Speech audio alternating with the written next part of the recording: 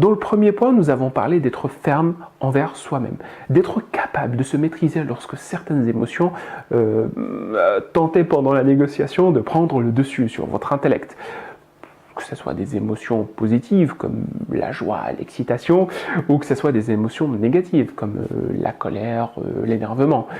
Et nous avons constaté par des exemples que la meilleure façon pour y arriver était de prendre de la distance, via une pause stratégique par exemple. Donc le deuxième point, nous avons analysé ensemble l'un des comportements manipulatoires les plus standards utilisés lors d'une négociation, à savoir le chantage affectif. Nous avons vu que cela se traduisait d'une part par une faiblesse d'arguments, mais d'autre part par l'utilisation massive des petites phrases bien choisies, adaptées à votre caractère pour toucher votre corde sensible, comme les promesses, les louanges, la flatterie, les menaces, les crises de larmes, la victimisation, etc.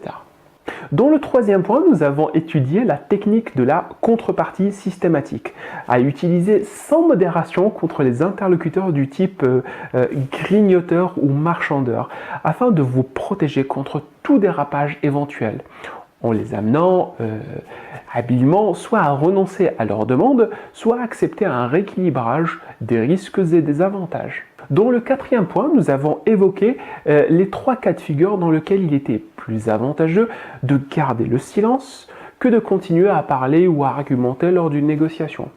Le premier cas de figure face à un interlocuteur menaçant. Le deuxième cas de figure face à une argumentation bancale de la part de votre interlocuteur. Et le troisième cas de figure pour obtenir plus d'informations de la part d'un interlocuteur bavard. Dans le cinquième point, nous nous sommes penchés sur une technique qui s'est beaucoup démocratisée ces dernières années, à savoir l'offre à durée limitée. C'est une technique standard devenue une arme redoutable lors d'une négociation.